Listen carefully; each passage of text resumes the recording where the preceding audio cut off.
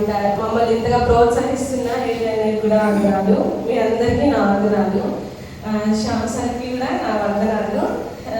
Shyam sir మా దగ్గరికి వచ్చి క్లాసెస్ చెప్తున్నప్పుడు సార్ చెప్పే క్లాసెస్లో మేము ఎంతగానో బలపడ్డాము. దేవుని మాకు ఎంతగానో నేర్చుకున్నాము. సార్ వచ్చి మోకరించి ప్రార్థించడం, ఆ తర్వాత క్లాసెస్ స్టార్ట్ చేయడం, ఆయన సార్ చెప్పే విధానం కూడా మేము మా జీవితంలో మేము ఎంతగానో దాన్ని అవలంబించుకోవాలని అని చెప్పేసి అనుకుంటున్నాము. ఇంకా ఆయన ద్వారా బలమైన ప్రసంగం ఎంతగానో మేము బలపడడానికి ఆయన ద్వారా మేము ప్రసంగం వినగలిగాము. ఇంకా దేవుని వాక్యాన్ని మాకు స్పష్టంగా నేర్పించారు. ఎలా దేవుని వాక్యం ఎదగాలో నేర్పించారు. ఇంకా కొన్ని ఎగ్జాంపుల్స్ కూడా మాకు చెప్పారు. మన విలియం మెక్బస్ గురించి. ఆయన 12 years ఉన్నప్పుడు తన కాళ్ళు చేతులు కళ్ళు కోల్పోయినప్పటికీ తన నాలుగుతో బైబిల్ చదివి, తన నాలుగు రక్తం కారుతున్నప్పటికీ కూడా బైబిల్ చదివి అలా చెప్పిన కొన్ని ఎగ్జాంపుల్స్ మమ్మల్ని ఎంతగానో బలపరిచాయి. ఇంకా కింద పడుకోబెట్టి కొన్ని యాక్టివిటీస్ చేయించారు. బైబిల్ని తొక్కి పొమ్మని చెప్పడం. అది ఇంకా మాకు మేము ఆత్మీయంగా మేము శారీరకంగా చేయకపోయినా ఆత్మసారంగా మీరు చేస్తున్నారని చెప్పేసి గద్దించిన విధానం మాకు ఎంతగానో నచ్చింది. చాలా బలపరచబడ్డాము. ఇంకా చాలా యాక్టివిటీస్ మాతో చేయించారు. ఇంకా కొన్ని సార్లు దైవ సేవకుని కళ్ళల్లో నీళ్లు చూసి వాక్యం చెప్పేటప్పుడు మా కళ్ళల్లో కూడా నీళ్లు తిరిగాయి. తల్లి ఏమంటారు, భార్య భర్తల పట్ల ప్రేమ ఎలా ఉండాలి, దేవుడి పట్ల భయభక్తులు కలిగి ఉండడం అనేది నేర్పించారు. తల్లి రొమ్ముని బిడ్డ ఎలా ఆనుకొని ఉంటుందో, ఆ ప్రేమ ఎలా ఉంటుందో ఆ విషయం చెప్పినప్పుడైతే మాకు వాక్యం చెప్తుంటే చాలాసార్లు ఏడ్చాం మేమైతే.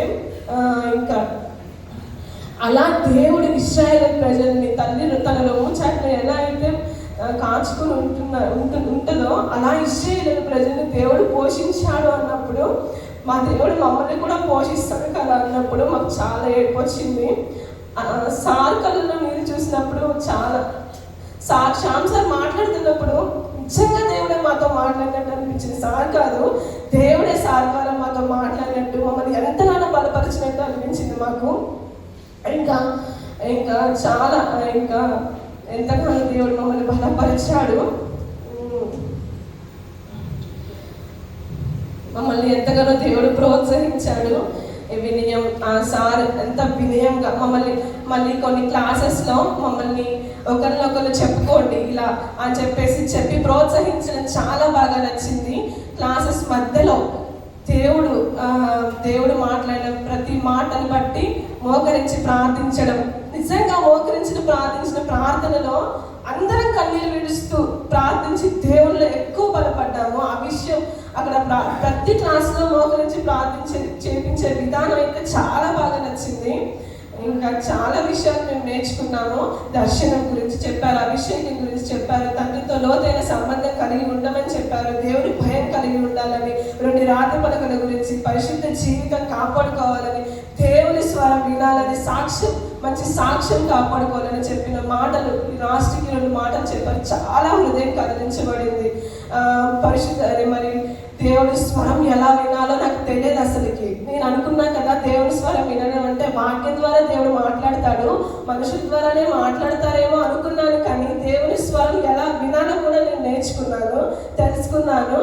అది నాకు చాలా ప్లస్ అయింది ఆ మాట. అందులో మంచి సాక్ష్యం, నిజంగా ఇప్పుడు మనం సాక్ష్యాన్ని కోల్పోయే విధంగా అస్సలు ఉండకూడదు. సాక్ష్యాన్ని మన జీవితంలో నిలబెట్టుకునేలా, సంఘంలో సాక్ష్యాన్ని నిలబెట్టుకునేలా ఉండాలని, మన కుటుంబంలో సాక్ష్యాన్ని నిలబెట్టుకునేలా, పిల్లల మధ్యలో మన విలేజ్లో మన సాక్ష్యాన్ని నిలబెట్టుకునే విధంగా ఉండాలని శ్యామ్ సార్ చాలా బాగా మాట్లాడారు. నిజంగా సార్ నేను మాట్లాడిన ప్రతి మాట ద్వారా మేము చాలా ప్లస్ అయ్యాము. ఇంకోసారి కూడా వచ్చి మాకు ఇలానే ఇంకా ఎక్కువ స్పీచ్ ఇస్తూ మమ్మల్ని ధైర్యపరుస్తూ ప్రోత్సహించాలని మనస్ఫూర్తిగా కోరుకుంటున్నాను సార్. మీ సేవ పరిచయ దేవుడు ఇంకా బ్లెస్ చేయాలని మేము అందరం మీ కొరకు ప్రార్థిస్తాం. మా కొరకు కూడా మీరు ప్రార్థించండి sir. Thank you so much.